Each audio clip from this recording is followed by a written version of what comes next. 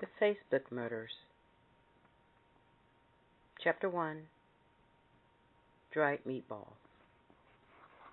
1 dead, 2 dead, 3 dead, and 4. 20 dead, 40 dead, and I want to slaughter more.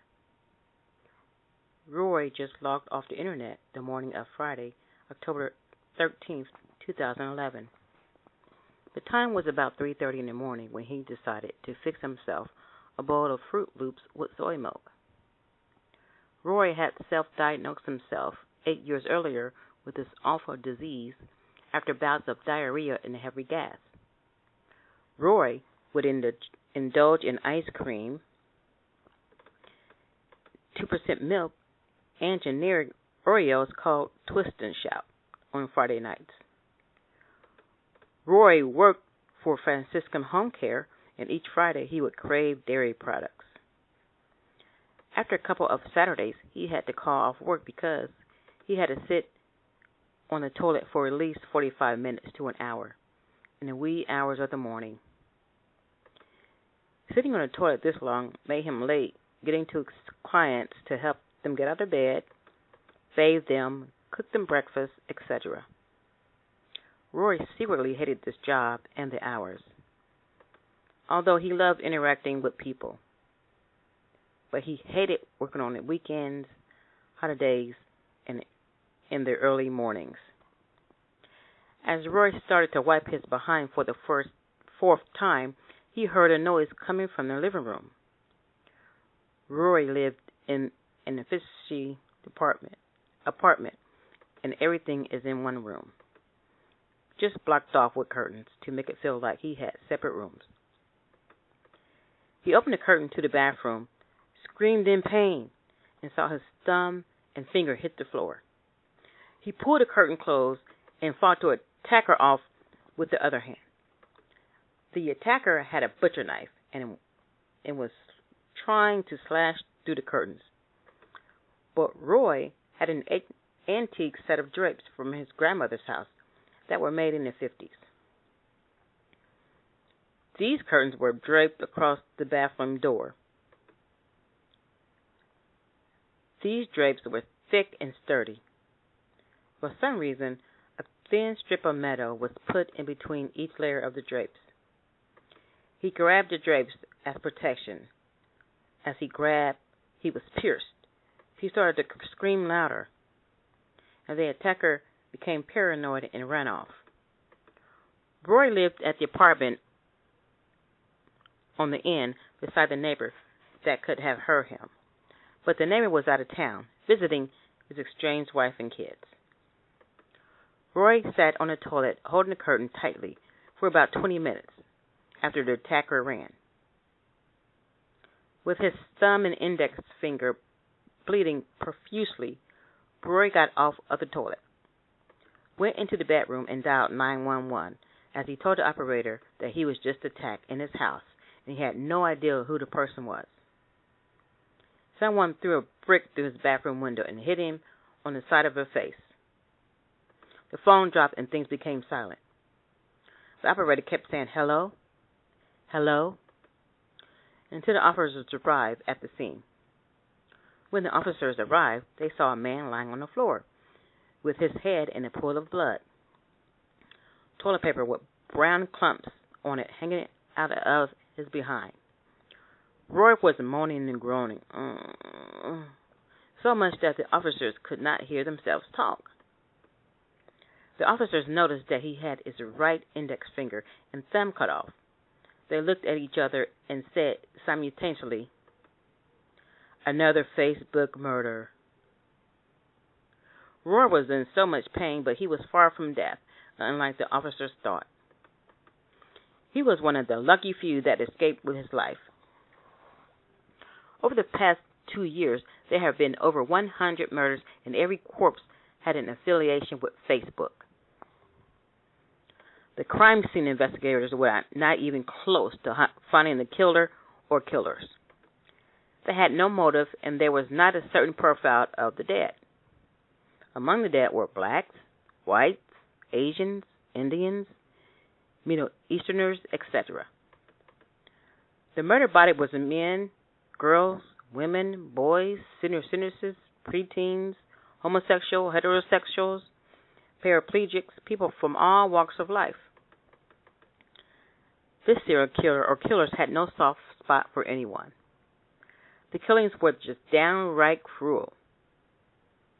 Speculation from the many cases before this one is that the killer had a low-grade education, he or she was a loner, and he or she had extraordinarily little knowledge of the world in general.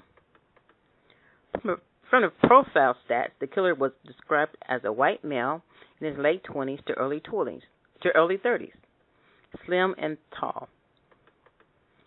These murders have had the authorities stumped because until today, only a few people survived, and the eyewitness saw little or no clues that are of help to the police. Hey girl, what is up? Tammy replied through her Facebook page. Nothing much. Just getting in from my pedicure I done at Walmart. Did you still want the name of my beautician so you can get your hair dyed red? Yes, Susan replied. I want to have a dramatic change for the fall.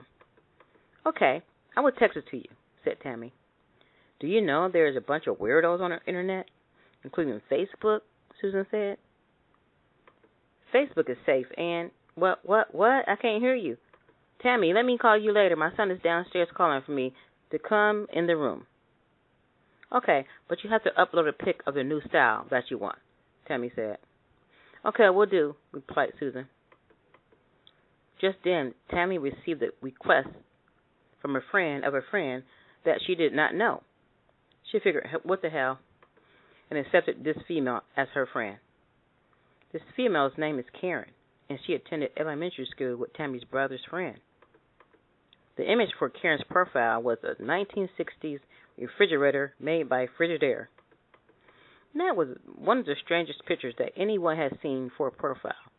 And each time someone would ask Karen the meaning of the refrigerator picture, she would tell them it's because she loves William the refrigerator, who played football for the Chicago Bears way back when. Karen asked Tammy if her pedicure was done by Walmart on Brent Pike. Tammy said, yeah. Why? Do you want to know? Karen said, just making small conversation. Yes, it was. Done at Walmart. I know. Helen, who works there.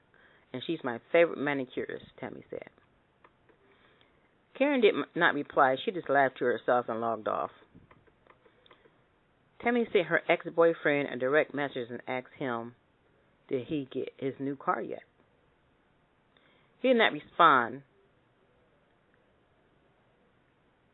or answer Tammy's email for a very long time because she had already told him about her crazy man that she had been in a love relationship with for over 6 years.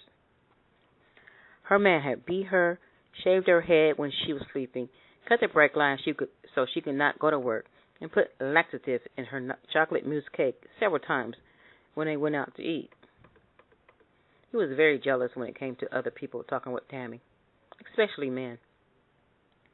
The last time Tammy's on and off boyfriend saw that her ex and she were holding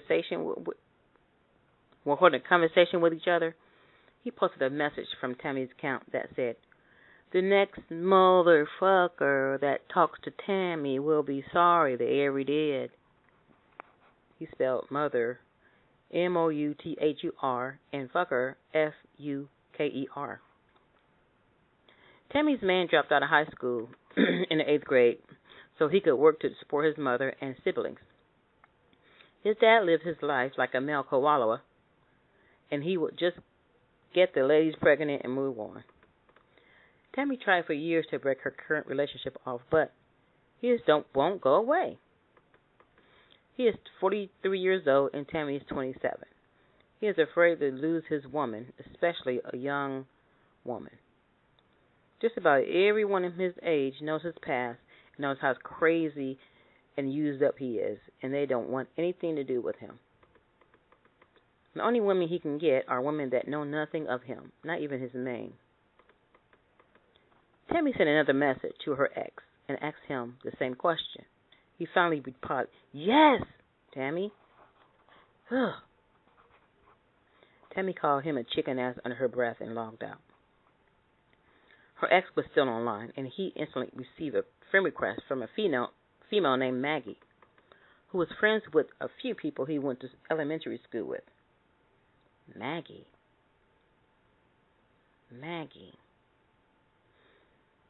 He was trying to figure out who she was.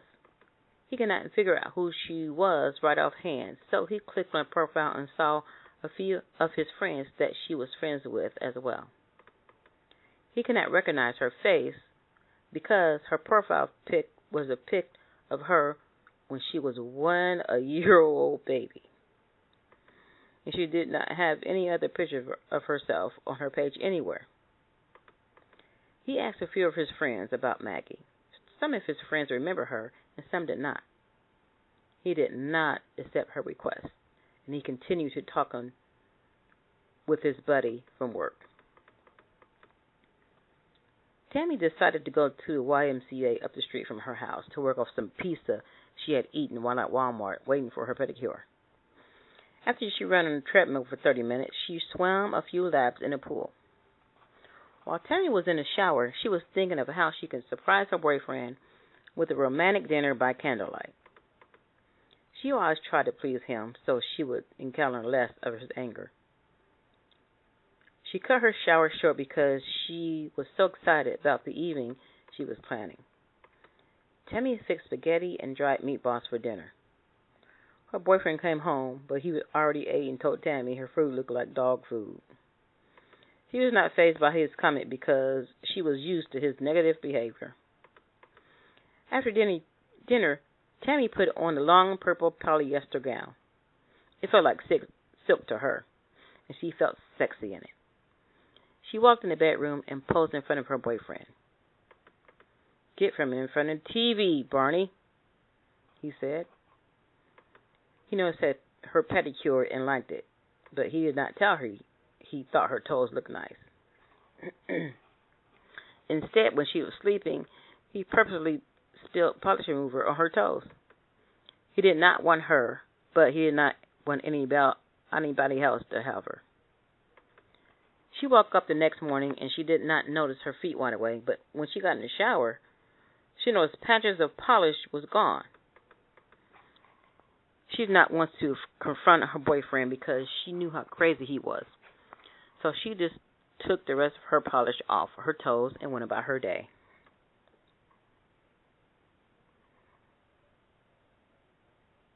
Stay tuned for the next episode called The Barbershop Axe. Until next time, thank you for joining.